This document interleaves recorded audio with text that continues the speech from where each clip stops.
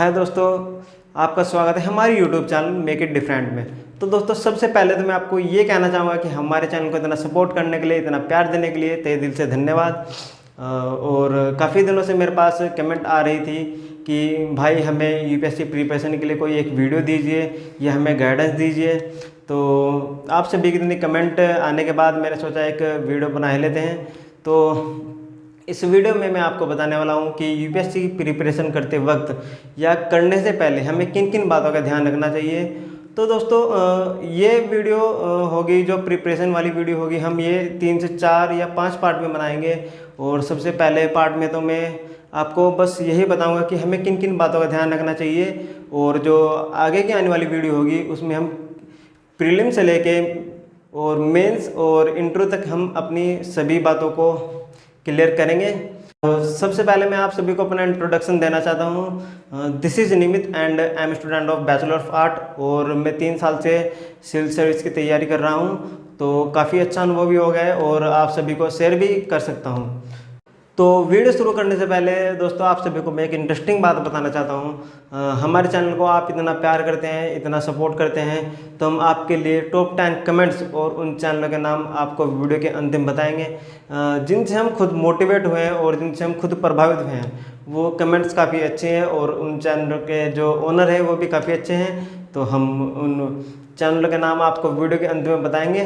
तो देखते रहिए हमारी वीडियो अंत तक।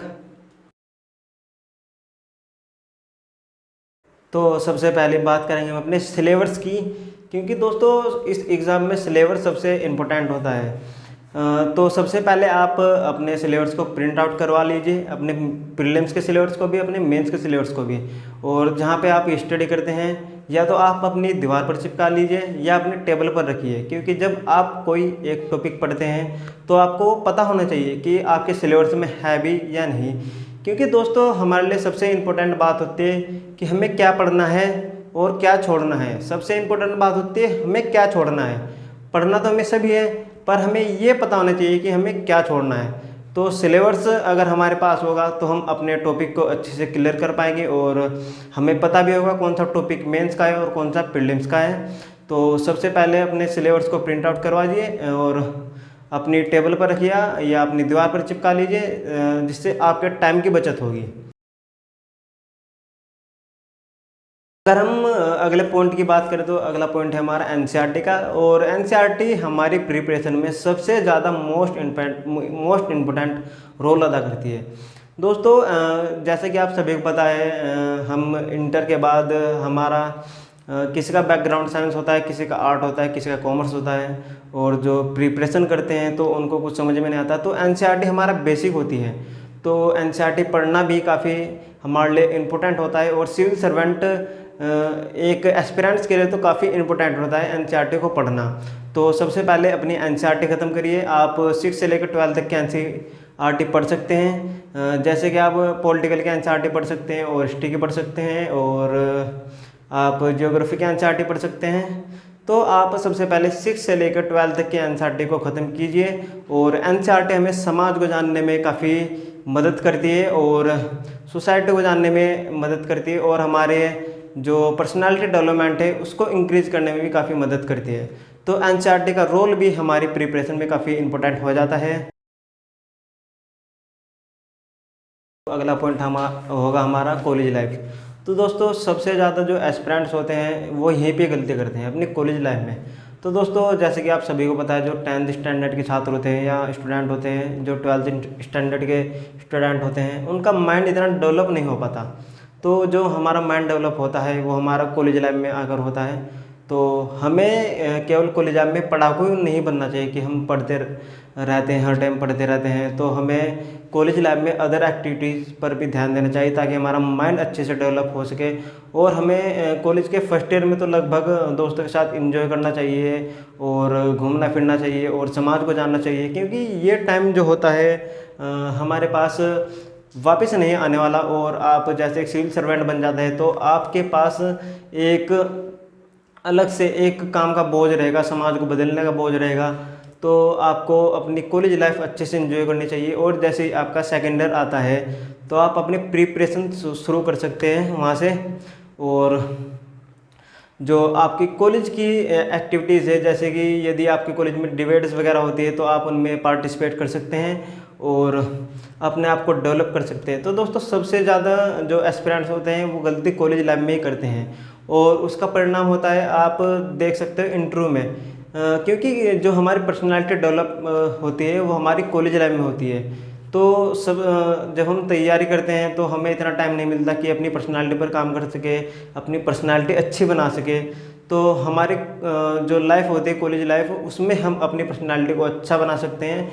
और जैसे कि आप सभी को पता है कि मेंस में 20,000 स्टूडेंट जो है पेपर देते हैं और इंटरव्यू में केवल 3,000 स्टूडेंट पहुंचते हैं और उनमें से भी 1,000 स्टूडेंट्स का ही सिलेक्शन हो पाता है। और जिनकी पर्सनालिटी अच्छी होती है उनका सिलेक्शन हो जाता है और जिनकी पर्सनालिटी अच्छी नहीं होती उनको और ज़रूरत होती है अपनी पर्सनालिटी पर काम करने के लिए। तो कॉलेज लाइफ एक ऐसी लाइफ है जहाँ पर अपनी पर्सनालिटी को डेवलप कर सकते हैं और इंटरव्यू में अच्छे नंबर गेन कर सकते हैं। तो अगर हम कॉलेज लाइफ की बात करें तो यहाँ पर गलती मत कीजिए। यदि आप अभी 10th स्टैंडर्ड में या 12th स्टैंडर्ड में हैं तो आप इन बातों का ध्यान रखिए। और यदि आप कॉलेज लाइफ आपकी पूरी हो चुकी है तो आप अपनी प्रिपरेशन पर ध्यान दे सकते हैं। तो दोस्तों अगर हम अपने अगले पॉइंट की बात करें तो अगला पॉइंट होगा हमारा दोस्तों करंट अफेयर। और करंट अफेयर हमारा लास्ट पॉइंट होगा इस वीडियो का। और करंट अफेयर की अगर बात मैं करूँ तो करंट अफेयर अगर हम प्रेजेंट की बात करें तो लगभग 60 से 70% करंट अफेयर ही पूछा जाता है, चाहे कोई सा भी एग्ज़ाम हो, सिविल सर्विस का हो या कोई अदर एग्ज़ाम। तो लगभग 60 से 70% आजकल करंट अफेयर से ही पूछा जा रहा है। तो करंट अफेयर पर आपको फोकस करना ही होगा दोस्तों। अगर करंट अफेयर से जुड़ी बात करूँ तो आप कोई न्यूज़पेपर ले सकते हैं या कोई आप वेबसाइट ले सकते हैं या आप मैगज़ीन का भी इस्तेमाल कर सकते हैं। दोस्तों जिस चीज़ में आप कंफर्ट हो उस चीज़ का आप यूज़ करो।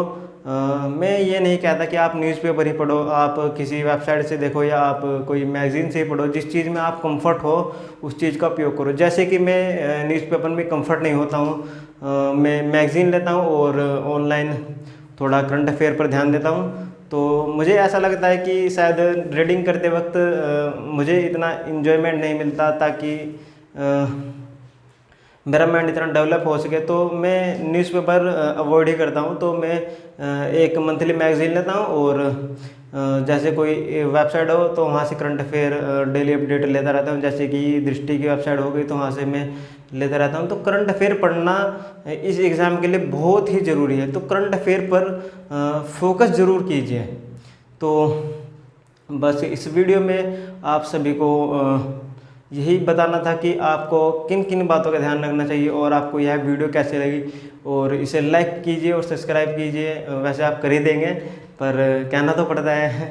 तो मिलते हैं अगली वीडियो में और अगली वीडियो में हम बताएंगे कि हमें ऑप्शनल कैसे लेना चाहिए और कौन सा ऑप्शनल लेना चाहिए। तो दोस्तों आज के लिए बस इतना ही, धन्यवाद।